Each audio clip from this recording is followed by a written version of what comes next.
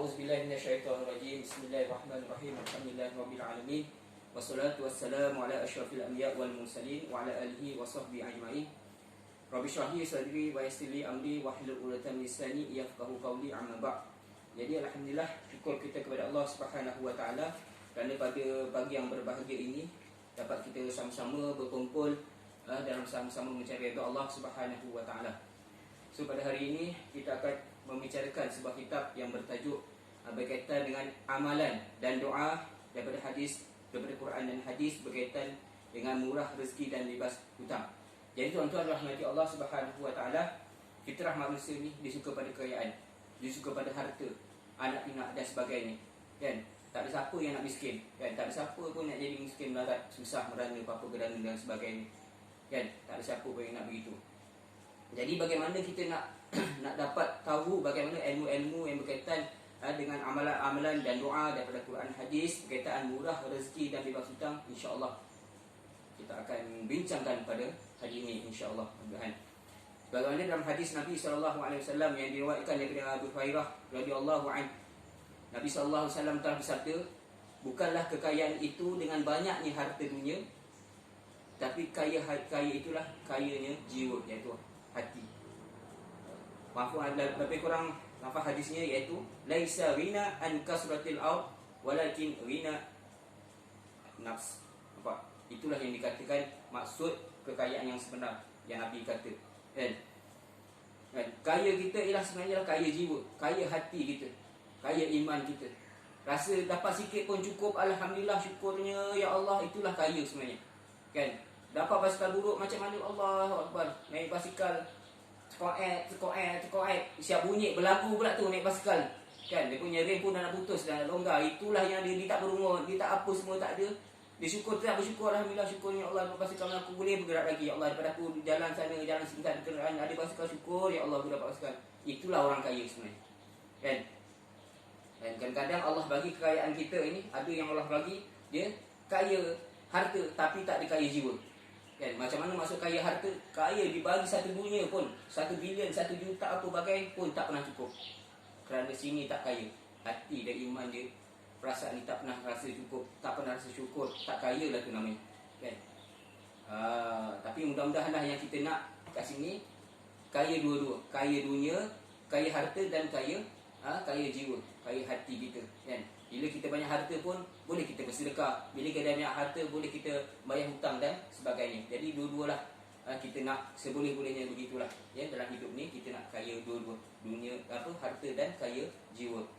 Jadi bagaimana kita nak mendapat kekayaan tersebut yang dikatakan dalam kitab ini, amalan dan doa daripada Quran dan hadis, iaitu berkaitan murah rezeki dan bebas hutang.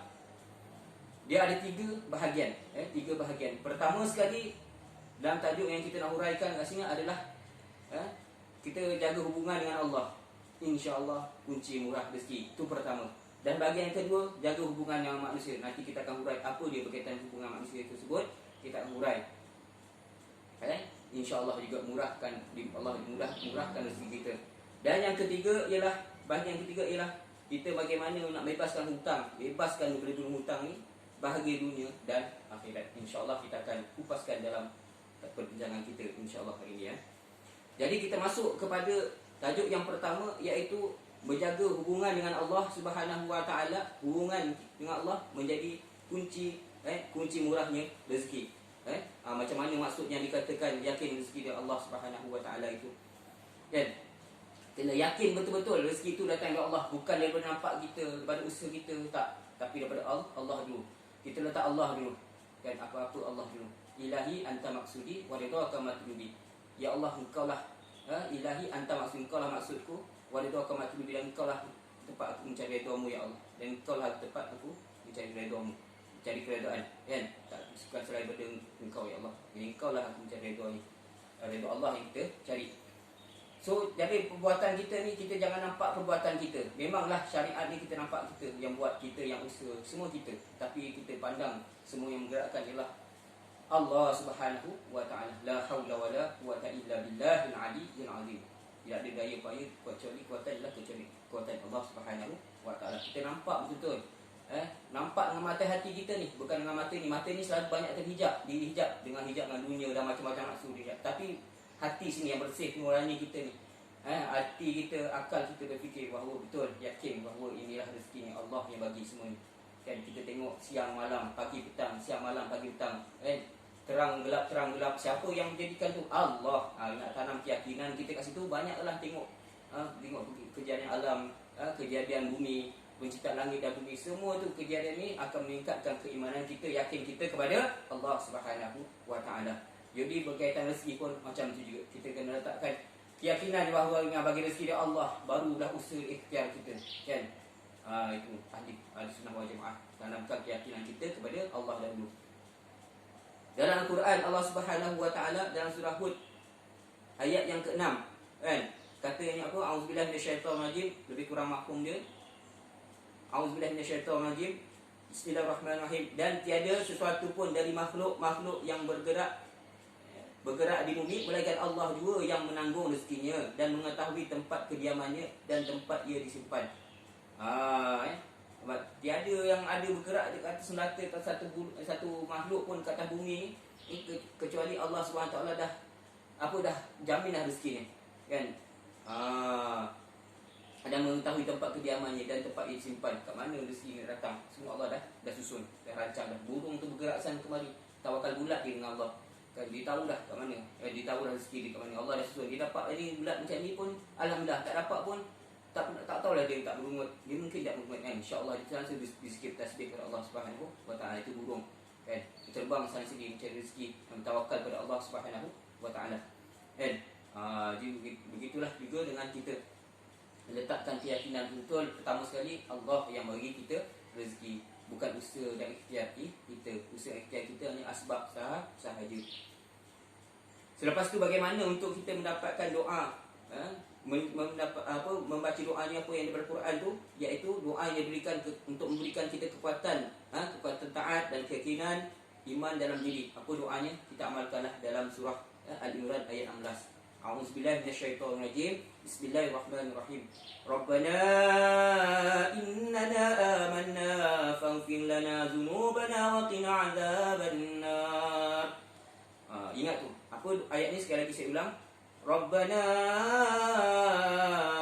innana amanna faghfir lana dzunubana wa qina adzabannar. Wahai Tuhan kami kena beriman, maka ampunkanlah dosa-dosa kami ya Allah, dan selamatkanlah kami dari siksa api neraka. Ini di antara doa-doa Al-Quran untuk kita memberikan kekuatan taat dan keyakinan dalam diri kita. Amalkanlah insya-Allah, mudah-mudahan Allah bagi kekuatan iman dan taat kepada kita. Banyak lagi lah doa-doa yang lain, yang qalibal qulub sabit qalbi ala dini, ada juga doa dia, dan banyak lagi lah, ya. Okey.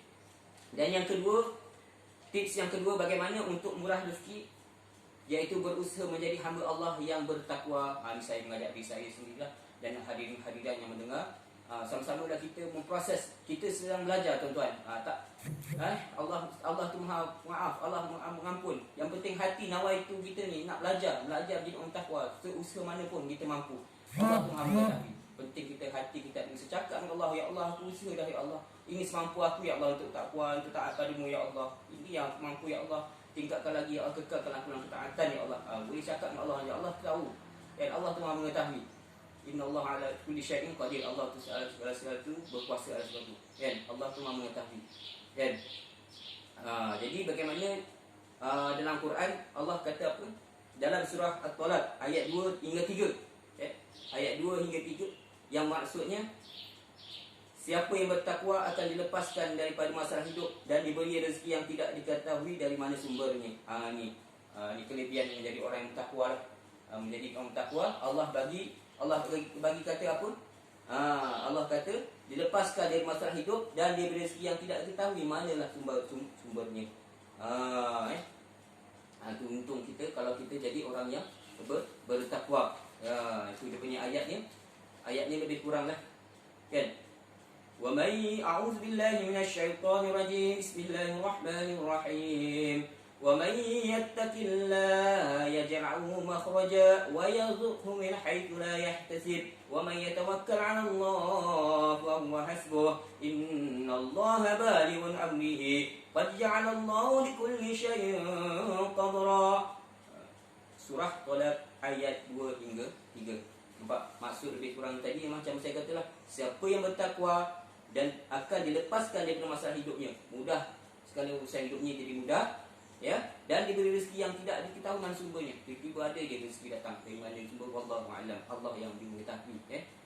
Itu kalau kita betul-betul bertakwa. Saya ngajak diri saya lah, saya ngajak diri saya dan hadir semua mula kita belajar untuk jadi semampu mana kita untuk takwa, insya-Allah, mudah-mudahan.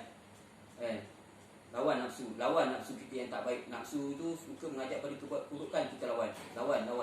Perkara yang mengajak pada mungkar, kita lawan. Saya ingatkan saya, tak pernah a'udzu minasyaitonir rajim. A'udzubillahi minasyaitonir rajim. Tolak. Tolak perkara yang tak baik dalam hati kita.